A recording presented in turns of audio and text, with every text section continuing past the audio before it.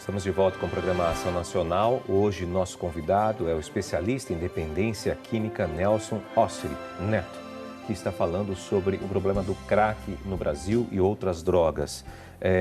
Bom, Nelson, eu gostaria de perguntar para você o seguinte: como é que a gente pode identificar uma pessoa que está usando crack? Eu gostaria de entrar um pouquinho nisso, porque até você citou, no início do programa, mulheres grávidas que utilizam crack. Poxa vida, gostaria que você falasse um pouco sobre isso. Tem, é o que eu falo, o problema do crack, vamos jogar bem o crack mesmo, é uma droga da moda, né? É uma palavra que acabou se tornando marca. Hoje tem camiseta que eles utilizam com o nome, igual a folha da maconha. E tem gestantes também que utilizam do crack e acabam, infelizmente, levando crianças a nascerem já dependentes químicas, né? Dependentes do próprio, já nasce dependente do crack, como também o abandono dessas crianças, né? Tem muitas crianças hoje que acabam sendo encontradas em abrigos. Não quero deixar aqui a mensagem que todas as crianças que estão nos abrigos é por conta do crack. Mas, infelizmente, é um número aí considerável de mães que acabam se prostituindo para manter o vício da droga, do crack. E quando nasce, né, além dos problemas que pode estar gerando, como problema no feto, crescimento intrauterino, o próprio parto prematuro, existem inúmeras situações ali que a gestante acaba passando durante esse período de uso do crack. Eu fiz essa pergunta porque eu cheguei a presenciar uma mãe fumando maconha, né? E isso me deixou horrorizado na época que eu presenciei isso. Eu falei, nossa, mas a pessoa não consegue ter consciência que tem um filho, né, que está esperando. Eu acho que a pessoa passa num estado que ela perde essa sensibilidade, né, de perceber que ela está responsável pela geração de um ser, de uma nova pessoa, né? Elas acabam perdendo isso. Acaba perdendo, perde o discernimento, não sabe mais o que é certo e o que é errado.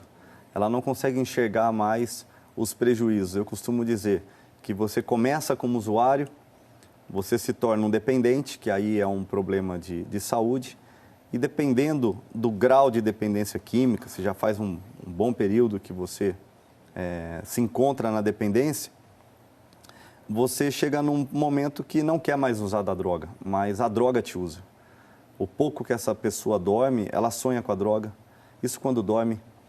Então a droga ela começa a mandar de uma maneira tão violenta que eu classifico a droga hoje como a raspa da canela do capeta. É o lixo do lixo. É impressionante o que essas pessoas sofrem devido à dependência química e à falta de tratamento para essas pessoas. E no caso da gestante, o meu posicionamento é pessoal. Eu sou totalmente favorável à internação compulsória através de uma medida judicial. O Estado ele precisa intervir quando uma gestante está utilizando de qualquer substância. Aliás, a gente não falou aqui um pouco, mas o Nelson também é vereador aqui em Campinas, né? Você estava comentando no intervalo que tem uma proposta de uma lei em Campinas para multa para quem utilizar droga em espaço público.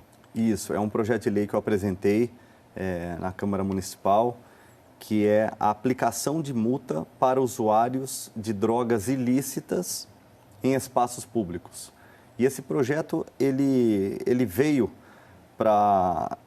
diante de uma situação que eu também me deparei, encontrei, e me deixou numa situação de desconforto. Foi um pai numa praça, onde tem um playground lúdico, né? Vou até mencionar qual praça foi. Foi na Praça 15 de Novembro, em Praça Campinas. Santa Cruz, em Campinas. Uma praça muito bonita, a primeira praça da cidade. E eu vi um pai pegando pinos de cocaína que estavam no parquinho e trazendo para mim, falando, Nelson, olha o que eu encontrei. Está um absurdo essa praça à noite. Eles utilizam da droga aqui, deixam garrafa, deixam bituca de cigarro e de maconha, pino de cocaína. E eu tenho que fazer uma limpeza aqui antes de colocar meu filho para brincar. que meu filho ele pode pegar um pino desse, pode Pôr colocar na boca, né? Então, eu falei, poxa vida, são tantas leis, né? O Brasil é campeão de leis e um fracasso em fiscalização. Tem a lei do pancadão, que é por conta do som alto. Tem a lei do xixi, né? Para não urinar na rua. Tem a lei das fezes do cachorro, né? Que acabam sendo multados porque o cachorro faz fezes em espaço público. Agora, você não pode multar um usuário de droga ilícita numa praça, na porta de uma escola. Então, eu apresentei esse projeto nesse sentido, para que possa ocorrer uma multa, ficaria de responsabilidade aí do executivo, determinar ou um convênio com a Polícia Militar, ou um convênio também com as autarquias, ou até mesmo com a própria Guarda Municipal. Mas isso do que eu estou falando não tem nada a ver com a esfera criminal, é multa administrativa, então cabe ao município aplicar. E agora pedindo a Deus aí para iluminar, para que Campinas possa aplicar essas multas junto a esses usuários de drogas ilícitas. Bom, até por falar nisso, veio à tona aí nos últimos meses esse problema da Cracolândia em São Paulo, que todo mundo acompanhou até pela mídia. Enfim, foi uma ação de até um pouco de repressão em relação ao que ocorreu na Prefeitura de São Paulo, em relação aos usuários de crack nas ruas, né? Especificamente num local lá em São Paulo. Isso foi a melhor medida para se tentar aí acabar com o uso de crack na cidade de São Paulo? Estamos citando aqui como exemplo. Sim, é uma situação muito delicada. A Cracolândia, eu conheço bem. Durante meu tempo de estudos em São Paulo, eu pude fazer algumas visitas, tivemos algumas aulas na Cracolândia, junto à assistência social, aos departamentos que atuam na área de tratamento, a própria saúde.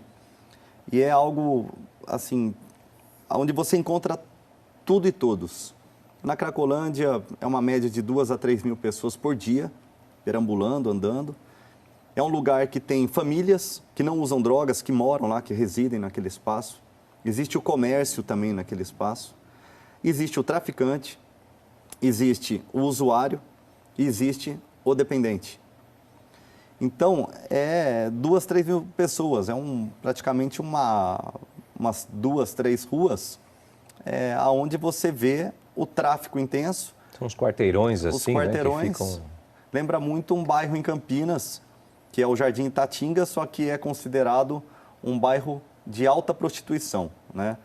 E a Cracolândia de alto uso e tráfico de drogas. E Cracolândia é isso, ela funciona 24 horas. Então, qualquer hora que você for na Cracolândia em São Paulo, vai ter pessoas vendendo, vai ter pessoas utilizando. Uma ação em conjunto é necessário. Não dá para você atuar numa Cracolândia apenas com a polícia. Eu posso colocar 1000 homens na Cracolândia.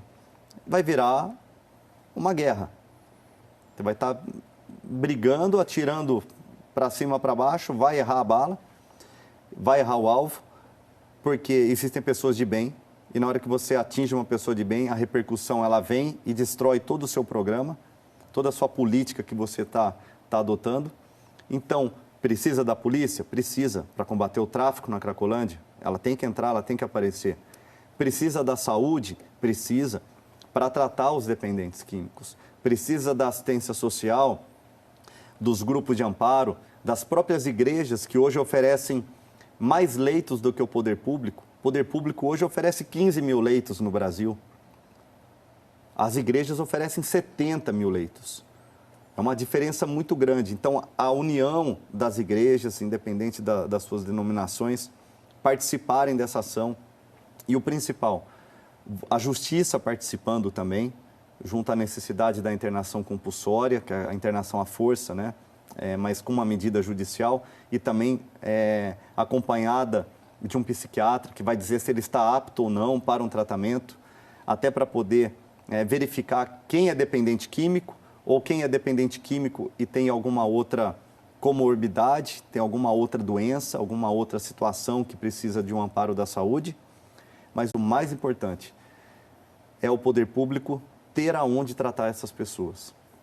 Seja com convênio com clínicas particulares, ou até mesmo com as entidades cofinanciadas, o próprio convênio com o Instituto Padre Haroldo, aumentar as vagas, aumentar o espaço para atender essas pessoas, porque senão você mexe no formigueiro e o que o prefeito João Dória está fazendo é louvável, é uma ação de coragem.